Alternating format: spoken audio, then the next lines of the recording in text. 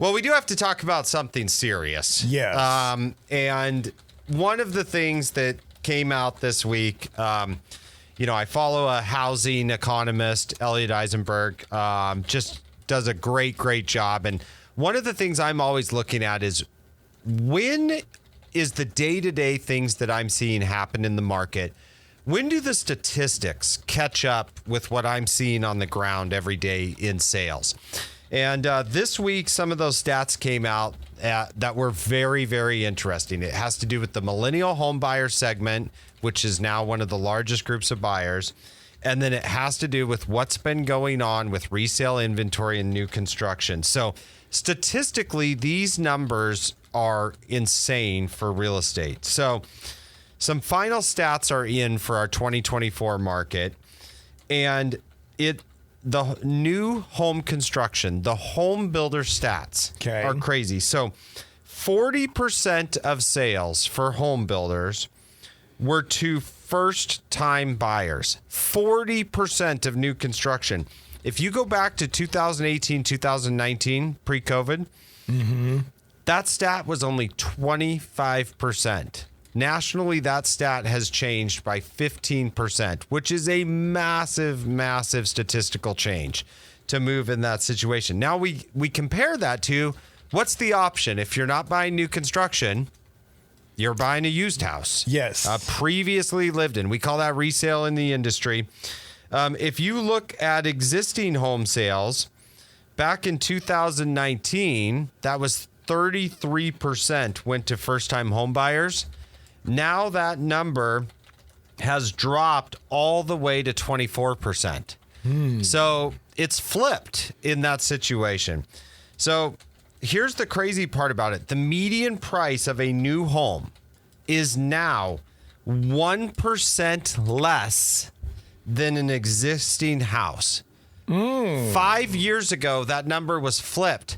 New construction, when you would go out with a buyer and you would look at new construction, 5 years ago, that number, it was 17% more than existing home sales. So if your buyer said, oh man, you used to hear all the time, I would really like a new house, but I can't afford it. So let's go look at resale.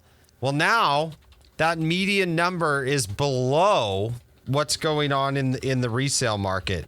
And then if you look at specifically, I could pull some data and went back and looked April 1st to April 15th of this year with what builders were offering for interest rate buy downs and sweeteners that they were making to get the deals to go through. Because I think there was a lot of fear about what was going to happen with tariffs. And a lot of builders are like, hey, we got to get rid of this inventory. Yeah. That they were offered 8% off the purchase price if you would include interest rate buy downs and what was happening.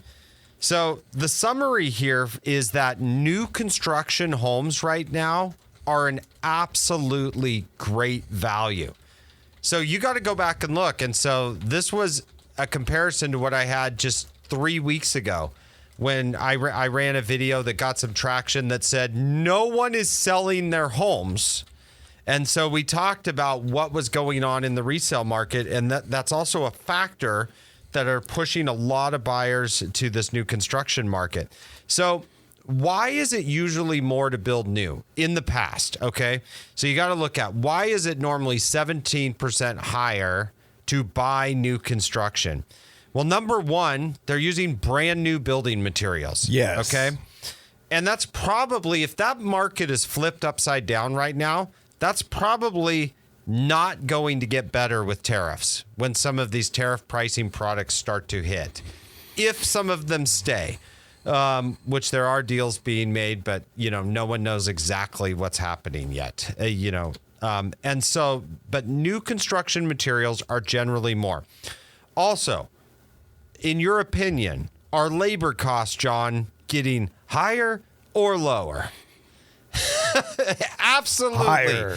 Absolutely higher. So when new construction is happening, there's higher labor costs that are going into that than went into what was a resale home 4, 5, 6 years ago. The other thing you're looking at is land and lot premiums. The cost of land, particularly in desirable areas, can significantly impact the overall price of a new construction home. Yes. So like if you want to be in the city center, especially if you're in a metro market like Dallas, Nashville, New York, Boston, if you look at those markets, if you want to be closer to the metro market, the land's going to be more expensive. There's less options. So you see new construction, they have to push further out and look for cheaper land in that situation. So in general, that is normally the case of what would lead a new construction home to be roughly 17% more than resale. Okay. So if that's the case, then what has changed right now? Why are we seeing that the gap in these margins have closed? So number one is it comes down to inventory. Supply. So when you look at that, we talked about a couple weeks ago. I was going to say that. Resale homes are not coming on the market because people are holding their because of low interest rates. And so less supply, and more demand, you're going to see that price come up. And so you've seen the existing price of homes go up. The other thing to look at is we're seeing a lot of builders offer great incentives right now because there is uncertainty in that market. And so when they start to offer those incentives and they need to move the product faster, because when you look at what interest rates have done, you have to look at the fact that a lot of those builders are also borrowing money to build those homes. So where before they were able to borrow money at, 2.5%, and they could build all these homes. If it took 3 or 4 extra months to sell, not a huge deal. But their cost of borrowing money has gone up. And so now if they get a large number of those homes sitting around, not a good thing for their balance sheet and their cash flow. And so what they're going to do is try to turn those houses as fast as possible. So we're seeing a lot of incentives get offered in that arena. So we're at this weird turning point right now where a lot of people have not looked at new construction. And I urge the buyers out there right now, if you haven't looked at new construction because you thought you were getting priced out of the market, it is a fantastic time to look at that and consider that as an option. Right now, there are some interest rate incentives that builders are offering that make it a very, very good choice. So for instance, a lot of builders and regional builders will have relationships with lenders to where they will say, hey, consider new construction. And instead of a 6.5% rate, we'll do a permanent buy down on this. And if you buy one of our properties, you can get in at 5.25. Ooh. Or we'll do a 3-year stepped buy down to where actually we'll get you in the first year with a rate of 4%. And then we'll step it to 5%, get you used to that payment, and then settle out at permanent at 6%. So there's a lot of options where these builders are leaning on national relationships and or paying to get the rate down. So that makes a big, big difference. I kind of compare this to, when you see car dealers offer 0% financing. Yeah. There's usually a reason, like they're trying to move a specific market segment. But that can be very enticing. Well, builders are doing the same type of things with housing right now. The other thing that I wrote down is instead of an upgrade that you pay for, like in custom construction, look for free items. Like, what's a builder willing to do? Well, they have negotiated lower cost inputs with certain providers. So you're more likely to get a patio expanded than you are to get a builder to come down on the price. Because if you look at a builder, they're going to build a 100-lot subdivision, and there's a house priced at $400,000. If you go in and you get the builder to negotiate, you say, hey, I'm only going to buy this. I need you to come down to $390. Well, if they're in the first phase of that 100-lot subdivision, if they come down $10,000 and now that sale records, and then that's what every other buyer sees that comes along, they now haven't just cost them $10,000 price reduction. They've cost them $10,000 times 100 lots. Mm-hmm. They're looking at this and saying, hey, I just gave up $1 million, on this situation, across multiple subdivisions.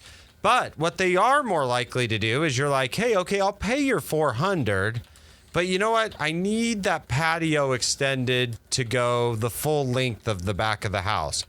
Well, that might be a $10,000, $15,000, $20,000 upgrade on the upgrade sheet. You might get that done for $10,000, or you might get that done for $5,000, or thrown into the deal in that situation. The other one that comes up a lot is block wall fencing. Very expensive on the resale market. So you could be looking at a $30,000 fence if you go and try to do it, but the builder might be able to get that done with his crew for $15,000. And so you might get half off a block wall fence. These are just some examples of things we've seen. Rear yard landscaping put in when it wasn't normally included. These are items that you have a much better chance of getting than you do for, say, a price reduction in that situation. The other thing to look at is, I always tell people, it's kind of the same old adage that you've always heard in real estate, but location. Look at the location and look at the house you're buying. And it still works. Buy the worst house in the best neighborhood. So if a builder is sitting on a spec home, I see this all the time. There's a weird lot at the end of the development, and all the other homes in the development had 3-car garages, and they're all sold. But on this one particular lot, they could only get a 2-car garage put in. Okay. And so that house is sitting, and it's not sold, and they've lowered the price. And so if you only need a 2-car garage and you are look at something like that, because you can go in there and probably even get the price to come down a little bit more, because it's probably... they've probably moved on to another subdivision or another project. This is their last lingering item to be done with this and get out of it. There are deals to be made in that situation. So look for those options where the lot's a little bit different. Maybe the yard's not as big, or there's a sloped backyard. Well, you didn't want a bunch of yard work in anyway. You travel all the time, so you don't need a big yard, and you're empty nesting. So go find that lot that wouldn't work for everybody, but you can get a better deal on it. So a less attractive lot or a smaller house in a neighborhood of bigger houses, those are some ways to get some of these deals that close the gap. And when you might not have considered new construction because you were looking at resale, you can almost get new construction for that same price, because we are taking advantage of a weird situation in our market. And I call it arbitrage. Okay, so you're arbitraging this situation. You need to arbitrage your house hunt. And right now, there's a big arbitrage in new construction. If you have questions about how to take advantage of that, our buyer's agents on our team are amazing, because they see different builders. They don't just see one builder. You're going to go to one builder and you're going to be like, they're like, this is the absolute best thing since sliced bread. And you're like, oh my gosh, but I don't know what my other options are. Our buyer's agents already know. They've been to the builders. They've been to the models. They talk about this weekly. They can help you make a good comparison and get the best possible deal for your new construction contract. Go to KenmoreTeam.com, shoot us a message. We would love to be your advisor in that situation. And we will be right back here next week, monitoring the auction status of everybody. The Pope, Utah, Disney, all of it. So auction galore next week with an update.